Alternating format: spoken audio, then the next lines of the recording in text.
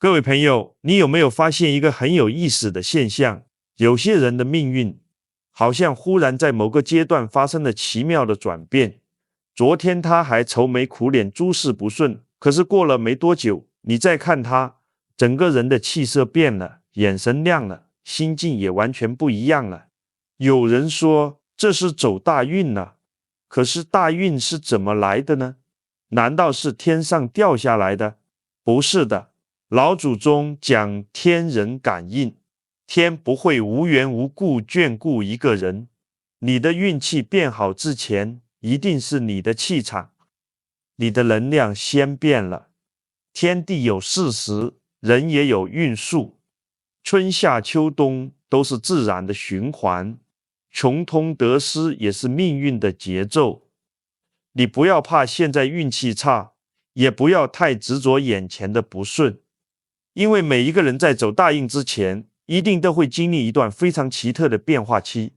这段时间表面看起来怪怪的，其实那是灵魂在升级，是能量在转向。今天我要告诉各位，一个人走大运之前一定会出现3种怪象。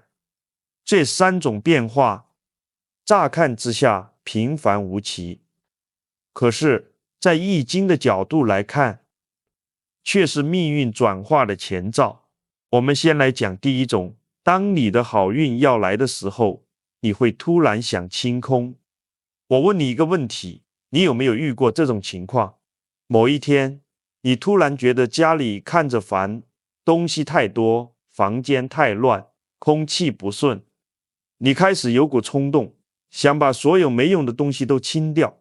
有的人会整理房间，有的人会大扫除，甚至有人会突然想换掉旧衣服、旧家具，心里就想，我不要这些旧的了。你以为这是随心？不是，那是你的灵魂在告诉你，旧的能量该散了，新的运势要进来了。易经说，穷则变，变则通，通则久。人若不变，运就不通。当你的命运要转的时候，天地会先动。你的气要流动，就必须清场。有的人命运好，是因为他懂得让能量流动；有的人运气一直差，是因为他舍不得旧物，舍不得旧情，舍不得旧念。可是你要记住，不舍便无法得。老子说，为学日益，为道日损。意思是学问时越加越多，修道时越减越少。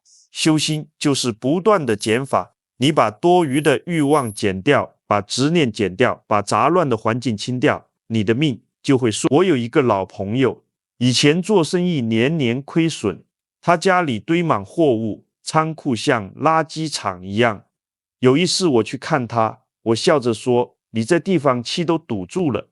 他说，哪里有气呀？全是废料。我说，气不流，财不来，你先把仓库清一清。他不信。可过了半个月，他突然打电话给我，说那天回去越想越不对劲。于是他咬咬牙，把10几年没用的东西全扔了，花了3天3夜清干净。你猜怎么着？1个月后，他接到一笔从未想过的大订单，生意竟然起死回生了。我告诉他，不是那单让你转运，是你先动了气。他笑着说，原来好运也是要腾地方的。没错，天要赐你好运，先要看你有没有空。你若心里装满了垃圾，好运来了也进不去。你若屋子里塞满了过去，新的能量也无法流动。大学讲，欲成其意者，先治其知，治之在格物。格物就是清理，把物理清，心自然明，把杂去掉，道自然显。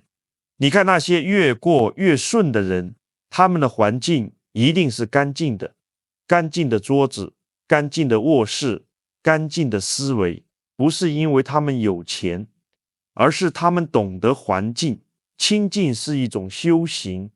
有一位老太太，年轻时贫苦，丈夫早逝，她每天照顾孩子，种田织布。有一天，她突然开始每天擦门窗，打扫庭院。别人笑他，反正你穷成这样，打扫干嘛？老太太笑笑，我这屋子亮了，我心里就亮。后来呀，儿子考上秀才，又进县衙做官，人家都说那是祖坟冒青烟，可我说那是他的心地太干净了，天看得见。所以，当你开始有断舍离的冲动时，请不要压抑它，那不是无聊，那是灵魂的召唤，那是天地在推你，让你把旧的能量放下，好迎接新的运势。易经讲，同声相应，同气相求。你若想吸引新的福气，就要换一个气场，而气场从环境开始。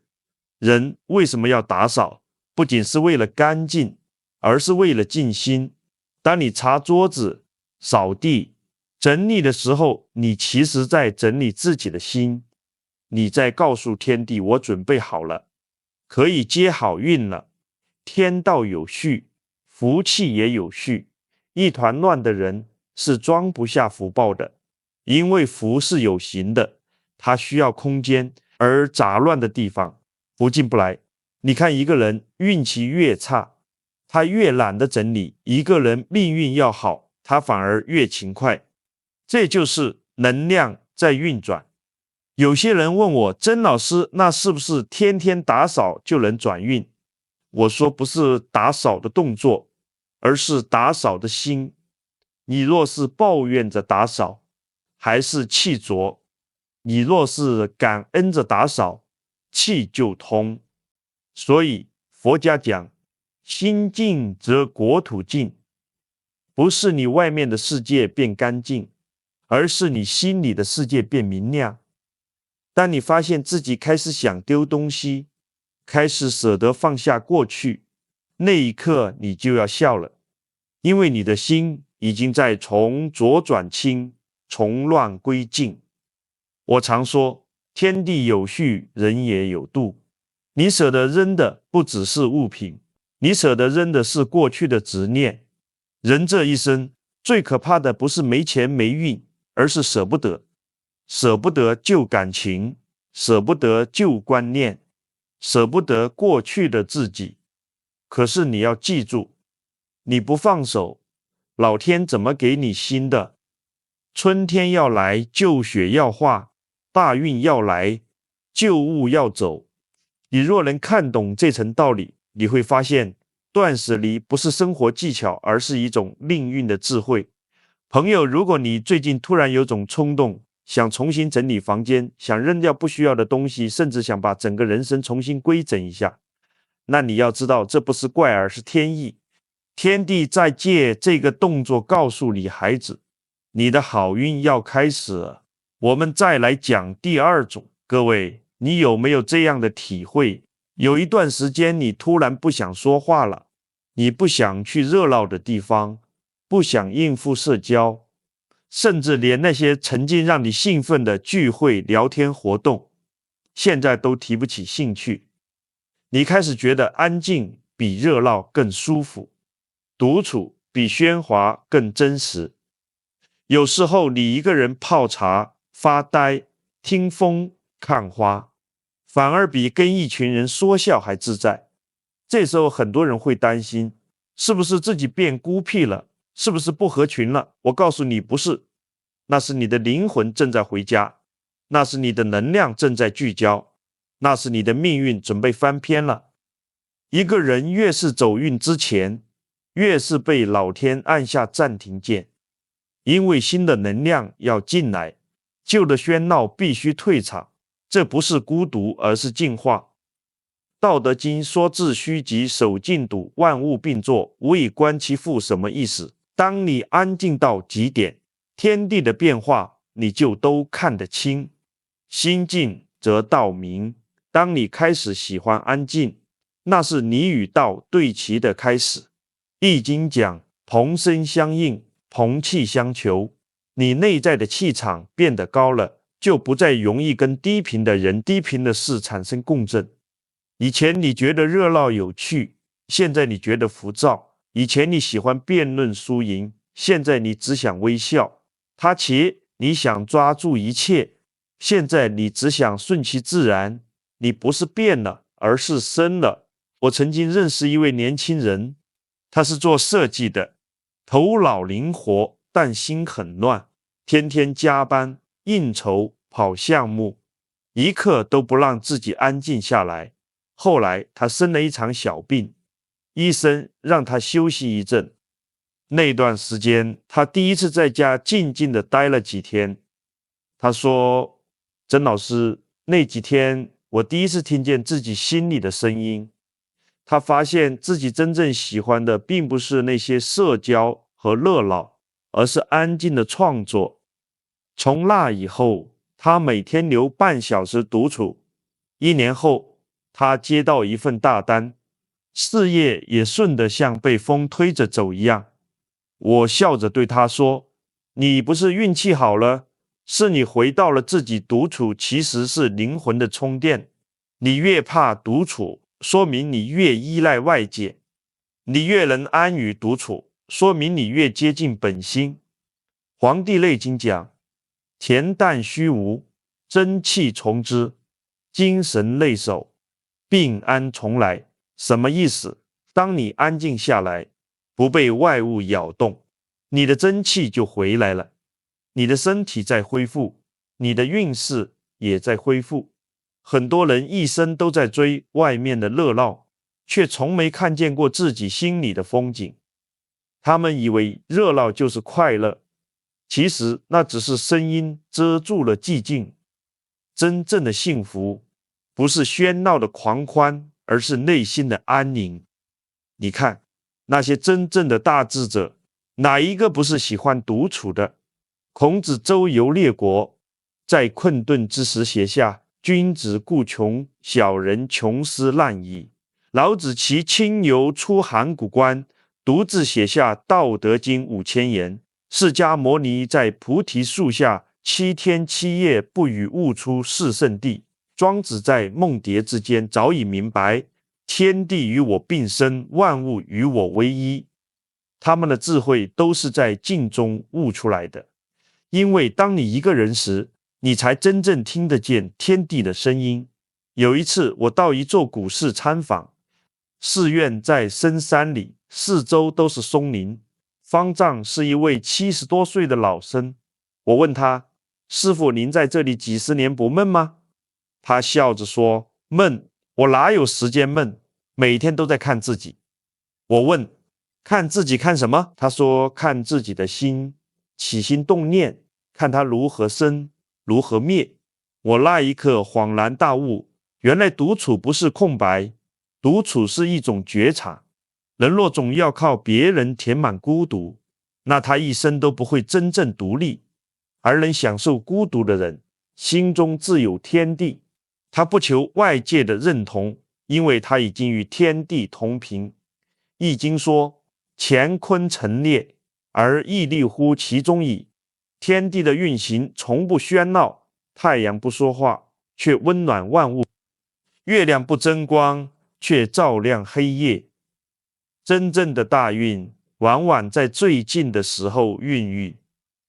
我认识一个女企业家，她年轻时特别爱热闹，天天参加酒会、聚会、活动。但有一年，她的公司陷入危机，朋友都躲开了，她一个人待在办公室，连晚饭都懒得吃。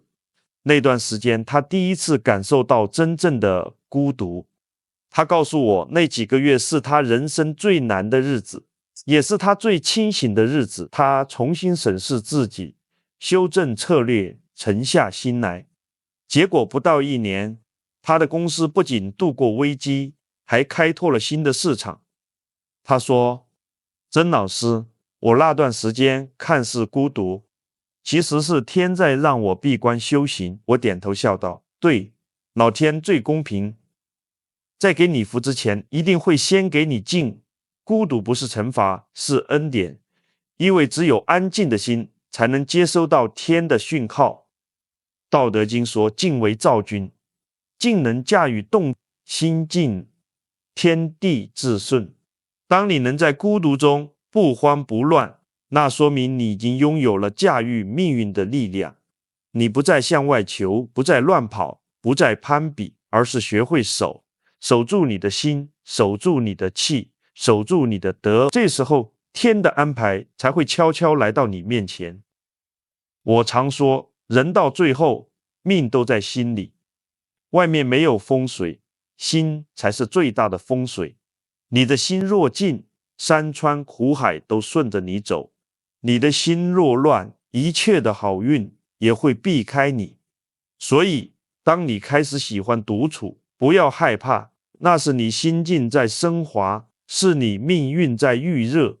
你越能忍得住寂寞，天越会在暗处为你铺路。当你一个人时，请善待这份安静。你可以看书、写字、思考、发呆，也可以什么都不做，因为什么都不做，有时候是万事俱成的开始。当你一个人时，不要急着填补空白，也不要急着找人说话。那一刻，你的心正在和天地连线。独处的静，是天地赐给你的修炼场。能安静的独处，是你真正脱胎换骨的开始。朋友啊，当你发现自己越来越喜欢安静，不再想去争吵、应酬、解释、证明，你就要恭喜自己，因为你不是孤独，你是在成长，你不是失去了人群，你是找回了自己。老天要让你飞，必先让你静；要让你升，必先让你稳。孤独是每一个灵魂飞跃前的必修课。当你学会一个人安静的生活、安静的思考、安静的面对自己，那一刻你就真正走到了命要开的门口。易经讲：静以修身，俭以养德。人若修到静，天就会给他动；人若修到定，天就会给他通。所以别害怕一个人的时光，那是老天在给你加持。你若能守得住这份孤独，你的大运一定在路上。我们再来讲最后一种，这第三种怪象，我告诉你，是最灵验的。我常说，一个人要走大运，先得稳，不稳的人，天给他机会，他也接不住。所以天地在赐福之前，会先给你一个训练，训练你的心。这时候你会发现一个奇怪的现象，你不再容易生气了。以前一点小事就能让你跳起来，现在别人说你两句，你淡淡一笑。以前被人误会，被人嫌弃，你会辩解，会怨恨。现在你只轻轻说一句没关系，你会发现你越来越平静，越来越不争。很多人以为这叫老了，其实不是老了，是醒了。这是灵魂成熟的象征。易经讲：天行健，君子以自强不息。很多人只记得这半句，却忘了后面还有一句：地势坤君子以厚德载物。什么叫厚德？就是你的心能容能稳。你若气不稳，再大的福气也留不住。人为什么要修心？不是为了看破红尘，而是为了驾驭情绪。心若乱，气就散；气若散，命就乱。我认识一个年轻人，刚出社会，聪明能干，可惜脾气太大，每次老板批评一句，他就顶回两句，后来不出3个月就被辞退。那天他来找我，满脸不服气地说：老师，我明明有能力。我说：你有能力，但你没气量。气量小的人命不会大。气量是什么？是一个人面对不如意时的定力。中庸说：喜怒哀乐之未发，谓之中。这个中就是平衡。真正的修行不是没情绪，而是人守得住中。曾国藩就是一个典型的例子。他年轻时脾气火爆，遇到下属犯错就拍桌子，结果越生气越乱，越乱越出错。后来他痛定思痛，在书桌上贴了4个字：主禁止躁。从那以后，他每日修静气，有人骂他，他不动；有人陷害他，他安坐读书。结果不到2年，他的心稳了，军也稳了，天下都稳了。曾国藩说过一句话：情绪是命运的方向盘，你一旦乱了，气就乱了。命不是天定的，而是气场决定的。你的情绪就是你的气场。你去观察那些真正的贵人，他们都不急，别人慌，他们笑；别人争，他们退；别人骂，他们不动声色。为什么？因为他们知道天命从不偏爱情绪化的人。庄子说：智人无己，神人无功，圣人无名。到了一定的境界，你就不会为外物所扰。人家骂你不代表你就脏，人家夸你也不代表你就高，你只是安静的做该做的事，这才是真正的成熟。我认识一个女人，以前脾气特别大，家人一句话不中听她就吵，但后来她失业离婚，经历一连串打击之后，她突然安静了。她说：我现在不想再争什么对错，我只想心安，你知道吗？从那天起，她的生活真的开始转好。3个月后，她找到一份比原来更好的工作。半年后，她遇到了一个真心待她的人。很多人以为她运气突然变好了，其实不是，是她的气变了。《黄帝内经》讲：怒伤肝，喜伤心，忧伤肺，思伤脾，恐伤肾。情绪不稳，不仅坏命，还伤身。一个人若常发怒，他的气会乱，气乱了，神就散。神散的人是留不住福气的。你看那些常笑的人，他们的脸是松的；常怒的人脸是紧的。命理上讲，紧则不通，松则自顺。当你放松放下，放宽，天地的气就能进来。所以我说，当你突然发现自己越来越平静，越来越不想争输赢，那是你的灵魂在告诉你，孩子，你的能量正在上升。一个人若心平气和，天地都会帮他。易经有一句话：君子以顺德，积小以高大顺，就是不逆天，不逆心。你若动不动就怨天尤人，你就逆了天；你若动不动就和别人吵，你就逆了心。命运不帮逆的人，只帮顺的人。你想想，风为什么能柔中带静？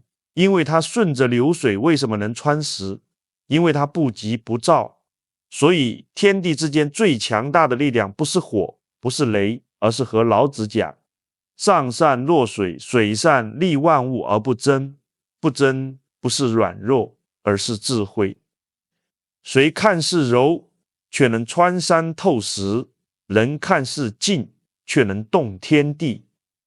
我记得在福建有一位茶农，年轻时脾气大，和村里人争茶地，吵得不可开交。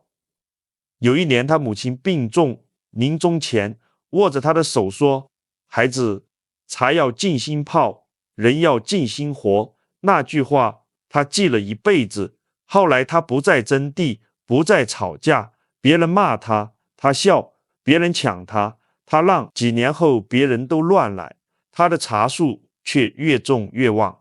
有一天，他看着那满山茶香对我说：曾老师，我懂了，人要安，福才会安。人生最难的功课不是努力，而是安静。安静不是无为，而是无乱。你安，福自来；你乱，殃自上。这就是易经说的静生慧，动生乱。当你心中风平浪静的时候，外面的风浪也就打不进来了。这是命运真正的转折点，大运来的前兆。不是钱多了，不是机会来了，而是你开始稳了。以前的你看到别人成功会嫉妒，现在的你看到别人成功会微笑。以前的你遇到小挫折就花，现在的你遇到大风浪也淡定。这不是性格的改变，而是命的层次提升。我常说，人越修越静，命越静越旺，因为静是通天地的状态。道德经讲归根曰静，静曰复命，静到极处，命就回真。所以，当你越来越不想计较，越来越愿意原谅，越来越能笑着面对不如意的时候，不要以为你认命了，其实是你懂命了。懂命的人知道什么该争，什么该放。争是小聪明，放是大智慧。天道运行从不急躁，春天播种，秋天收获。若你急着拔苗助长，只会坏了根。一个人能守得住静，就能等得来运。你若心乱如麻，老天再好的安排也白费。朋友，当你发现自己不再为小事生气，不再为流言焦虑，不再为别人怎么看而烦恼，你要知道，你离大运不远了，因为那代表你的气开始聚，你的德开始厚，你的命开始稳。天地最怜惜的是那些能守得住气的人，他们不需要喊，不需要求，因为他们的气场已经在无声中吸引好运。所以当你越来越平静，不要怀疑自己变冷淡，不要担心别人说你没激情，你只是从情绪的奴隶变成了命运的主人。你的运气从这一刻起正在静静回流、回顾与升华。各位，走到这里，我们回过头来看，所谓一个人走大运前会出现的3种怪象，其实一点也不怪，那是天地的语言，是命运的暗号。你突然想清空杂物，是因为你的能量要更新，天地在帮你整理外境。你突然变得平静不争，是因为你的气开始聚，你的德开始厚，天在帮你稳住中气。你突然开始享受独处，是因为你的灵魂要觉醒，天在帮你接通天线。这3种变化正对应了易经里的3个层次：知止而后有定，定而后能静，静而后能安。止是不乱，静是不动，安是不惧。当一个人能止静安，天地之气自然贯通，这就是天人合一的状态。易经讲同声相应，同气相求，你是什么气就吸引什么运。你若乱就遇到乱世，你若静就遇到贵人。你若心宽，天就宽；你若心静，福就静。命运从来不是外面的事情，而是心里的秩序。当心乱，命乱；当心稳，天也稳。天不会偏心，只是顺着你的气场运行。所以大运不是别人给的，而是你修来的。中庸说：喜怒哀乐之未发，谓之中；发而皆终结，谓之和。中与和就是运气的根。人若能守中得和，他的一生就顺这3种怪象。断舍离是去浊留清，情绪稳是定中生慧，习独处是静以修身，三者合一就是厚德载物。天地之大，最喜欢的就是那些有德有度、有静气的人，因为他们不立天，不立理，不立心。天给他们的不仅是财富与机会，更是一种福相，一种安然。终极真理，我常说，命有定数，运有活路，心若正路就顺，气若清，福至宁。而这3种怪象，正是老天在告诉你，孩子，你修的差不多了，该轮到你了。所以，当你出现这3种变化时，千万不要慌，不要乱说，不要张扬，静静地去做该做的事，平平地续过该过的日子。好运是静静来的，它不会带喇叭，也不会敲锣打鼓，它像春风柔柔的吹，像晨露悄悄的润。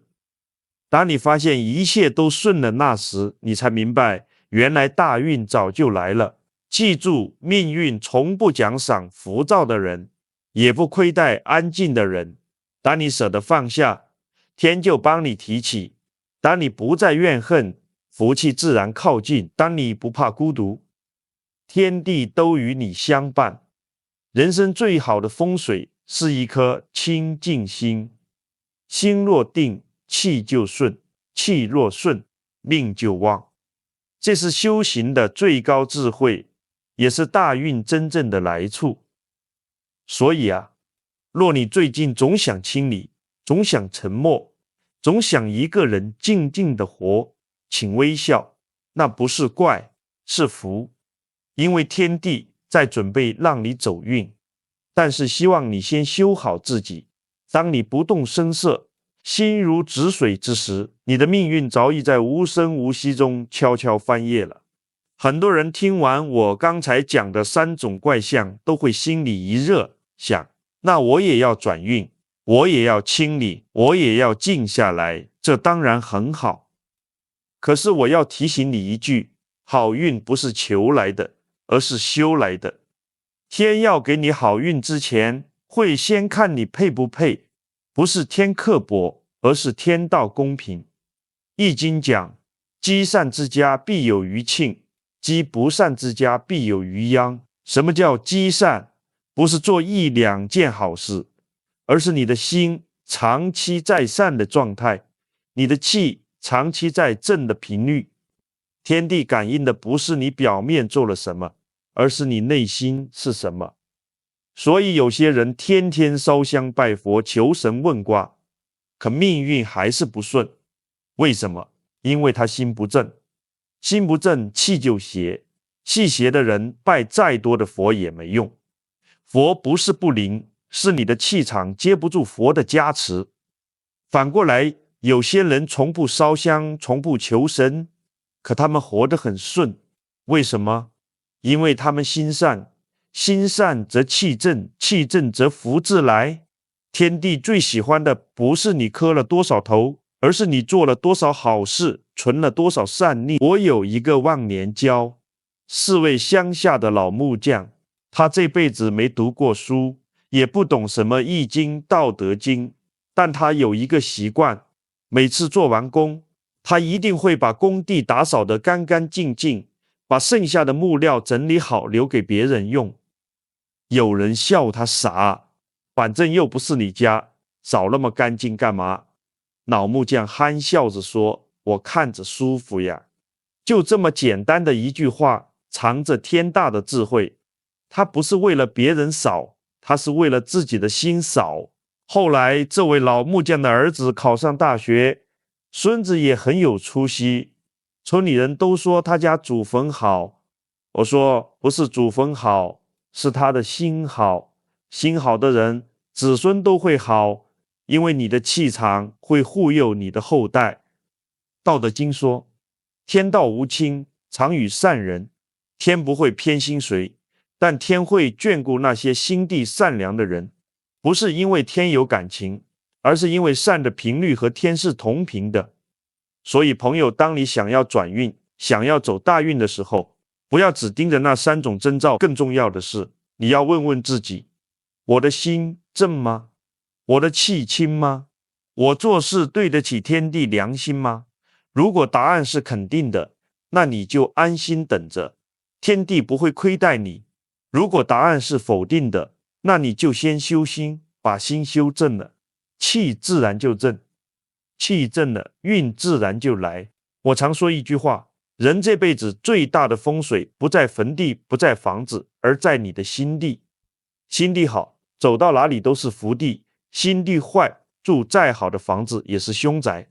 所以今天讲的这3种征兆，其实都是在告诉你同一件事：回归本心，修炼内在，让自己的能量纯净起来。当你真正做到了，大运不请自来。最后送给各位一句话，出自《道德经》，夫为不争，故天下莫能与之争。当你不再和人争，不再和事争，不再和命争的时候，天地反而会把最好的都给你，因为你已经和天地的频率对齐了。你不是放弃了，而是看透了；你不是认输了，而是赢了自己。好了，今天的分享就到这里。如果你最近出现了这3种征兆，恭喜你，你的大运要来了。记住，不要张扬，不要急躁，静静的做好自己该做的事。天地自有安排，福报早已在路上。愿每一位听到这些话的朋友都能心安，都能顺遂，都能在这一生里活出最好的自己。天道酬勤，更酬善。你若心善，天必佑之。谢谢大家。